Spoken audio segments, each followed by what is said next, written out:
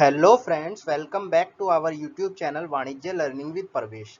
तो फ्रेंड्स, आज मैं आपको बताऊंगा, अगर आप किसी भी प्राइवेट कंपनी में काम करते हैं या जॉब करते हैं एज एन एम्प्लॉय और आपको 5 साल हो गए हैं उस कंपनी में या 5 साल होने वाले हैं, तो ये वीडियो आप ही के लिए स्पेशली डेडिकेटेड है, क्योंकि 5 साल होने के बाद कंपनी एक ग्रेच्युटी का अमाउंट देती है।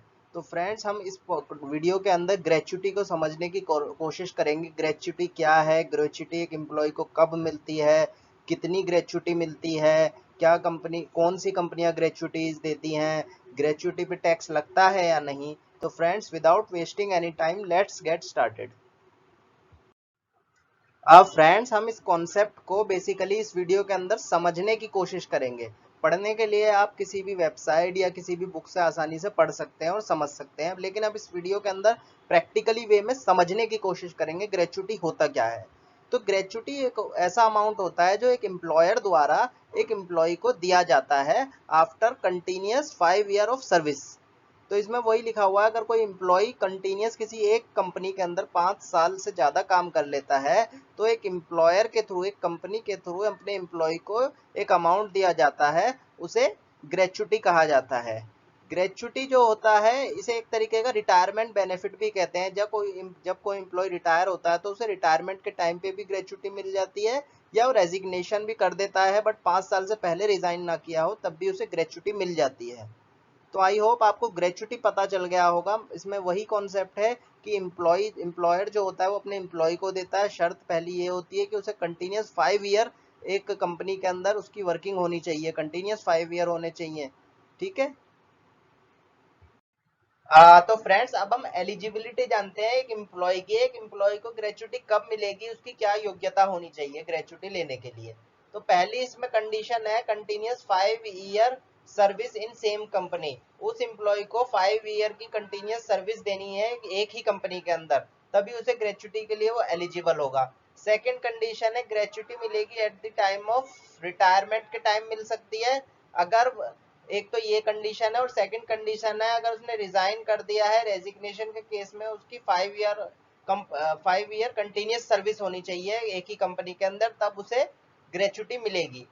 और इसके अलावा एक एक्सेप्शनल पॉइंट है, अगर किसी एम्प्लॉय की डेथ हो जाती है, डेथ ऑफ एम्प्लॉय हो जाती है, तो gratuity shall be payable by employer to nominee of employ. तो एम्प्लॉयर जो है वो एम्प्लॉय के नॉमिनी को देगा। और इस केस के अंदर एक प्लस पॉइंट और है, उसके अंदर, इस पॉइंट के अंदर 5 ईयर ऑफ कंटिन्यूस सर्विस वाला रूल एप्लीकेबल नहीं होगा। सपोज दैट कोई सी एम्प्लॉय की 3 ईयर्स के अंदर ही डेथ हो जाती है उस कंपनी के अंदर, उसने 5 ईयर का पीरियड भी सर्व नहीं किया, तो उस केस में उसको ग्रेच्युटी मिल जाएगी उसके नॉमिनीज को, इन केस ऑफ डेथ ओनली। तो आई होप आपको एलिजिबिलिटी पता चल गया होगा। बेसिक पॉइंट यही है कि 5 ईयर की कंटिन्यूस सर्विस होनी चाहिए, रिटायरमेंट के टाइम पे मिलेगी ग्रेच्युटी, या at the time of resignation के टाइम पे मिलेगी। आई होप आपको ये पॉइंट्स क्लियर हो गए होंगे। तो फ्रेंड्स, हमने ये तो जान लिया कि एक एम्प्लॉय कब एलिजिबल होता है ग्रेच्युटी लेने के लिए, बट हमें ये भी पता होना चाहिए कि आप जिस कंपनी में वर्किंग है या जहाँ पे भी वर्किंग है, वो कंपनी ग्रेच्युटी प्रोवाइड कराती है ना या नहीं। तो कुछ 3 पॉइंट्स हैं, इन 3 पॉइंट्स के बेसिस पे हम जस्टिफाई करेंगे कि is your company provide gratuity और नॉट। तो पहला जो पॉइंट है, एन ऑर्गेनाइज्ड कंपनीज, मतलब सिर्फ ऑर्गेनाइज सेक्टर की जो कंपनीज, ऑर्गेनाइजेशंस होते हैं, वही ग्रेच्युटी प्रोवाइड कराते हैं। इस पॉइंट का मीनिंग ये है, अगर आपकी कंपनी एक ऑर्गेनाइज्ड है, वहां पे पेरोल रजिस्टर्स बनते हैं, प्रोविडेंट फंड, ईएसआईसी की फैसिलिटीज मिलती है एम्प्लॉयज को, तब ऑब्वियस सी बात है, अगर वो इतने प्रोविजन एप्लीकेबल कर रही है, इतने बेनिफिट्स दे रही है एम्प्लॉय को, तो ऑब्वियस सी बात है वो ग्रेच्युटी का भी प्रोविजन उस कंपनी में होगा और वो ग्रेच्युटी पे करेगी। बट आप किसी स्टार्टअप, छोटी कंपनी या स्टार्टअप में ज्वाइन करते हैं और वहां पे आप काम कर रहे हैं, सिर्फ आपको सैलरी मिल रही है, उसके अलावा कोई अदर बेनिफिट नहीं मिल रहे हैं, तो उस केस में अगर आपको प्रोविडेंट फंड या ईएसआईसी या अदर इंश्योरेंस की फैसिलिटी नहीं मिल रही, तो ऑब्वियस सी बात है वहां ग्रेच्युटी भी शायद ना मिले। तो ये एक ओवरऑल बेसिस पे एक पॉइंट ऐड किया है मैंने। तो इसके बाद सेकंड कंडीशन होती है, वेयर 10 और more person are employed from last 12 month. अगर किसी कंपनी में 10 या 10 से ज्यादा एम्प्लॉइज वर्किंग में है पिछले 12 महीने से, तो वो कंपनी एलिजिबल होगी ग्रेचुटी पे करने के लिए, बट वो ऑर्गेनाइज्ड होने चाहिए। ठीक है। और इसमें थर्ड पॉइंट है, if number of employees falls below 10, अगर एम्प्लॉइज 10 से कम हो जाते हैं, कोई छोड़ के चला गया, तब भी कंपनी को ग्रेचुटी पे करनी पड़ेगी अपने एम्प्लॉइज को। एक बार ये प्रोविजन एप्लीकेबल हो गया तो फिर वो लाइफ टाइम रहेगा, एम्प्लॉयर को अपने एम्प्लॉइज को ग्रेचुटी पे करनी पड़ेगी। तो इन्हीं 3 पॉइंट्स के बेसिस पे हम जस्टिफाई कर सकते हैं कि कंपनी ग्रेचुटी पे करती है या नहीं। तो फ्रेंड्स, अब हम समझते हैं, अगर एक एम्प्लॉय एलिजिबल है, एम्प्लॉयर भी एलिजिबल है, तो अब क्वेश्चन आता है कि कितनी ग्रेचुटी मिलेगी किसी भी एम्प्लॉय को। तो ये इसके बारे में अब हम इस के अंदर समझेंगे। तो ग्रेचुटी कैलकुलेशन जो होती है वो दो इम्पोर्टेंट फैक्टर्स के ऊपर डिपेंड करती है। पहला होता है लास्ट ड्रॉन सैलरी।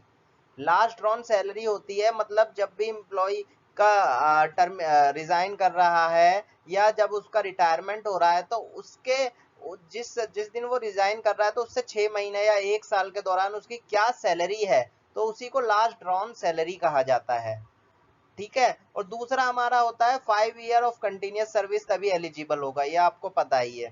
ठीक है। ये दो इंपॉर्टेंट पॉइंट्स होते हैं, और इसके अलावा भी एक दो इंपॉर्टेंट और पॉइंट्स होते हैं। जब भी हम ग्रेचुटी की कैलकुलेशन करते हैं तो वो एक मंथ के अंदर 26 डेज ही कंसीडर किए जाते हैं। यह माना जाता है कि एक महीने के अंदर सिर्फ 26 दिन ही एम्प्लॉय काम करता है और 4 दिन की छुट्टी होती है, इसलिए ग्रेचुटी की जब भी कैलकुलेशन की जाती है वो 26 डेज से कैलकुलेट की जाती है। ठीक है। तो ये 3 पॉइंट्स है जो बहुत इंपॉर्टेंट है ग्रेचुटी की कैलकुलेशन के लिए। तो ग्रेचुटी जो पे की जाती है वो पेमेंट ऑफ ग्रेचुटी एक्ट 1972 के अकॉर्डिंग पे की जाती है, और जो मैक्सिमम अमाउंट होता है वो ऑफ ग्रेचुटी का वो 20 लाख के अराउंड होता है। तो फ्रेंड्स, जो ग्रेचुटी का फॉर्मूला होता है वो होता है gratuity equal to 15 days wages multiply by number of year of service, यानी एक एम्प्लॉय ने कितने साल किसी भी कंपनी में काम किया है, वो होता है ग्रेचुटी का फॉर्मूला। कैसे कैलकुलेट होती है? 15 दिन की wages multiply by number of year of service, यानी किसी एम्प्लॉय ने कितने साल एक कंपनी में काम किया है। तो अब ये 15 दिन के वेजेस कैसे निकलेंगे? तो उसके लिए एक सेपरेट फॉर्मूला होता है। 15 डेज वेजेस जो होती है, तो मंथली वेजेस किसी भी एम्प्लॉय की होगी जो, और उसको मल्टीप्लाई कर देंगे 15 से और डिवाइड कर देंगे 26 से, तब आएगी 15 डेज वेजेस। अब इसको हम आसानी से समझते हैं। मंथली वेजेस लास्ट ड्रॉन सब, ठीक है। अब उसकी मंथली वेजेस सपोज दैट जब वो रिजाइन कर रहा है या उसका रिटायरमेंट हो रहा है, उसकी मंथली वेजेस है 30,000 रुपए। तो यहाँ पे 30,000 आ जाएगा, मल्टीप्लाई हो जाएगा 15 से क्योंकि 15 डेज की निकालनी है, और डिवाइड हो जाएगा 26 से, तो आ जाएगी हमारी 15 डेज की वेजेस। फिर उसकी मल्टीप्लाई कर देंगे number of year of services से, तो ग्रेचुटी निकल आएगी। तो फ्रेंड्स, हम एक एग्जांपल के थ्रू समझने की कोशिश करते हैं ताकि आपके पॉइंट्स और अच्छे से क्लियर हो जाए। Suppose x work in a company for 8 year, 8 साल से वो काम कर रहा है, तो उसने 5 साल से ज्यादा काम कर लिया, तो वो ग्रेचुटी के लिए एलिजिबल हो गया। लास्ट ड्रॉन सैलरी उसकी 40,000 है, यानी जब भी उसने रिजाइन किया या उसको रिटायरमेंट हुआ तो उसको 40,000 रुपए सैलरी मिल रही है। इसके अंदर बेसिक प्लस डीए के बेसिस पे हमेशा ग्रेचुटी की कैलकुलेशन होती है, आपको हमेशा याद रखना है।